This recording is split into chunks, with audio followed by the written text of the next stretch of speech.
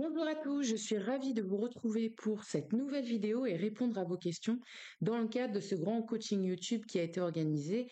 Comme d'habitude, j'ai pris les 10 premières questions arrivées. Il faut bien une manière de sélectionner et c'est la manière la plus neutre, je dirais. Donc les questions sont plutôt variées, je les ai regardées là avant de les traiter, concernent des diplômes différents, à des stades différents, sur des remarques et des questionnements différents. Donc c'est très bien, ce sera des réponses complémentaires évidemment, qui vont, je l'espère, aider un maximum de personnes. Et on va démarrer tout de suite avec une question d'Anan qui vise le BTS MCO. Est-ce que l'oral de la VAE se déroule de la même manière que l'oral de l'examen du titre professionnel? Alors, quel titre professionnel? C'est pour ça que je demande à être précis parce que je peux pas répondre sur des généralités. Donc, examen du titre professionnel, est-ce que c'est dans le cadre d'une VAE? Est-ce que c'est dans le cadre d'une formation initiale? En tout état de cause, c'est pas la même chose. Évidemment, si c'est de la formation initiale, on est souvent sur une soutenance d'un dossier commercial que vous présentez au jury. Or là, dans le cadre de la VAE, vous n'aurez pas à représenter votre livret 2, c'est pas ce qu'on attend de vous. Il aura déjà été lu par le jury, déjà évalué. Vous avez une présentation personnelle à réaliser durant une dizaine de minutes et puis le jury vous interrogera sur diverses questions qui peuvent concerner votre livret 2, mais pas que. Ça peut être votre expérience professionnelle, une autre expérience que potentiellement vous n'aurez pas développée et qui sera en lien avec le BTS MCO. Ça peut être également sur vos projets après la VAE, vos motivations, etc. Le jury sera composé d'enseignants et de professionnels du secteur. Donc voilà, la parité en règle générale est respectée. Et il vous faudra donc, dans le cadre de votre préparation, préparer les éléments clés pour assurer cette présentation personnelle et puis évidemment anticiper les questions potentielles qui pourront être posées, soit sur les connaissances attendues par rapport au BTS-MCO, soit les questions à anticiper à la lecture de votre livret 2 sur des parties un peu plus creuses ou des parties qui auraient pu être complétées. Il y en a toujours, je vous rassure. Question suivante, Bérangère qui vise le DEASS, donc le diplôme d'assistante de service social. Pour le DEASS, est-il important de romancer les écrits? Autrement dit, quel style d'écriture doit-on adopter pour rédiger les situations? Romancer les écrits, alors en fait, il faut retraduire les différentes étapes que vous avez vécues de sorte de les faire revivre à votre jury, de vous mettre en situation d'action pour que le jury soit en mesure de vous évaluer en fonction des situations, en fonction des thèmes retenus par rapport aux 8 blocs de compétences attendus.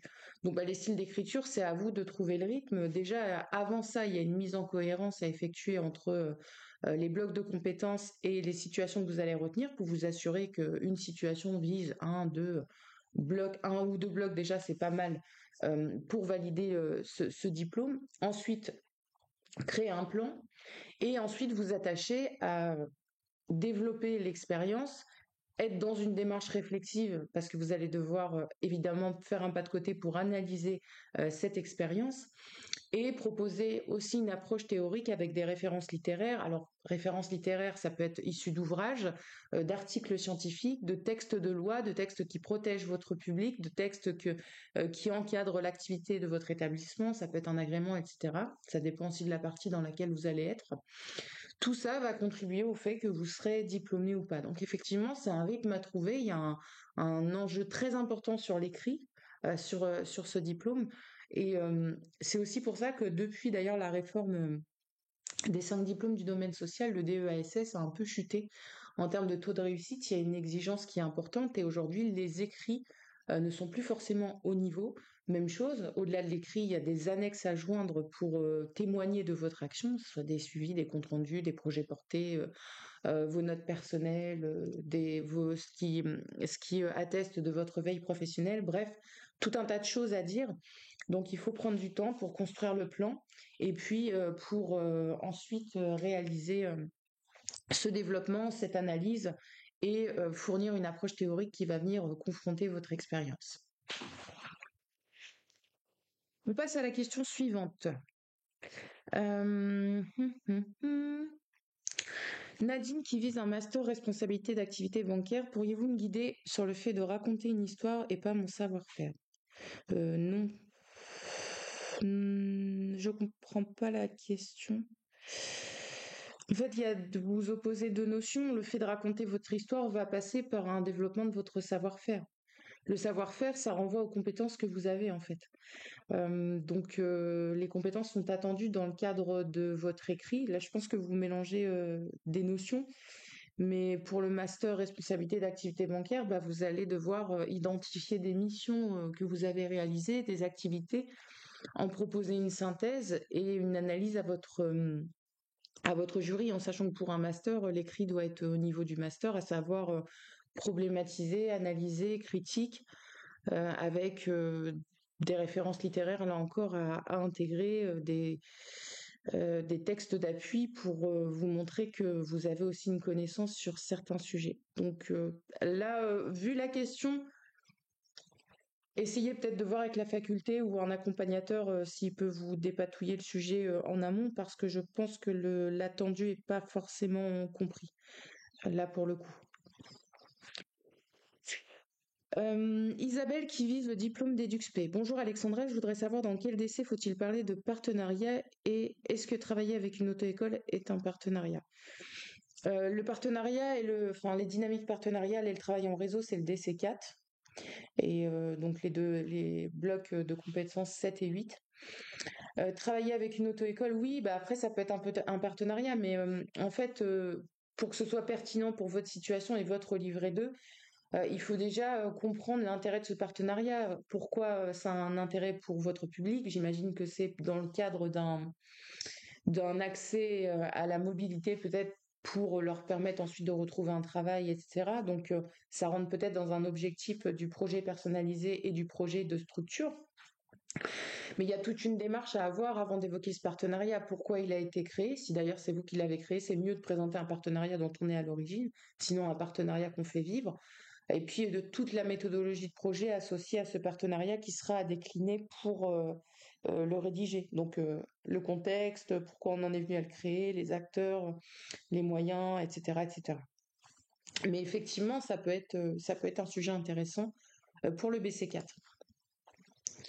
Dimitri qui vise le DCG, diplôme de comptabilité et de gestion. Est-ce que les fiches organisation et emploi doivent être rédigées? Oui, tout à fait. C'est une bonne question d'ailleurs à se poser parce que souvent, et c'est un vrai problème dans les diplômes de comptabilité sur ces deux fiches-là, comme on vous met par exemple raison sociale 2 points, statut 2 points, bah, les candidats sont tentés de juste noter l'info et rien du tout. Or, plus le niveau est élevé, plus on attend de vous que l'écrit soit développé, réfléchi, analysé. C'est une règle pour tous les diplômes d'ailleurs, donc effectivement, il faut bien rédiger chaque partie et apporter des données qualitatives, votre expertise, votre connaissance de l'environnement professionnel, pour que le jury soit en mesure aussi de se saisir de l'environnement dans lequel s'est déroulée l'expérience que vous êtes en train de nous relater. Julie, EduxP, comment le jury de VAE nous évalue écrit et oral? Merci. Alors le jury comme grille d'évaluation, j'ai fait une vidéo là-dessus d'ailleurs sur comment le jury vous évalue. Vous pouvez aller la regarder. Je remettrai le lien dans la description de toute cette vidéo qui est complète et qui vous donne vraiment la manière dont vous évalue le jury. Le jury va parcourir votre écrit, va évaluer déjà les annexes qui sont présentes, si elles sont pertinentes, cohérentes au regard de l'écrit qui a été donné, et puis ensuite dispose pour grille d'évaluation des blocs de compétences de votre référentiel et va s'assurer que sur chaque situation de travail, vous avez bien développé les compétences attendues pour les blocs visés, que les compétences sont évaluables, sont maîtrisées et le cumul de ces compétences vues et validées dans votre écrit fera que vous êtes aux attentes après cette première lecture. Ensuite se passe l'oral où là, on va aller plus loin que l'écrit, s'attacher à vérifier que vous êtes bien l'auteur de votre livret 2, déjà dans un premier temps. Vous poser des questions qui pourront aller plus loin, là encore, que votre livret 2. Comme je le disais auparavant, aller regarder d'autres expériences si elles n'ont pas été développées et qu'elles sont en lien avec le diplôme d'EduxP. Et pourquoi pas vous questionner sur d'autres accompagnements que vous avez menés, d'autres partenariats, le projet de votre établissement, le projet personnalisé, les connaissances attendues, donc questions parfois un peu plus théoriques sur le diplôme d'EduxP. Donc tout ça, je dirais, se prépare. Sur la partie lecture de livret 2, rédaction pardon, de livret 2, travaillez bien avec la grille d'évaluation du DES quand vous rédigez vos situations. Et pour l'oral, bah, l'idée c'est d'anticiper des questions, préparer sa présentation personnelle aussi et arriver un maximum préparé pour le jour J.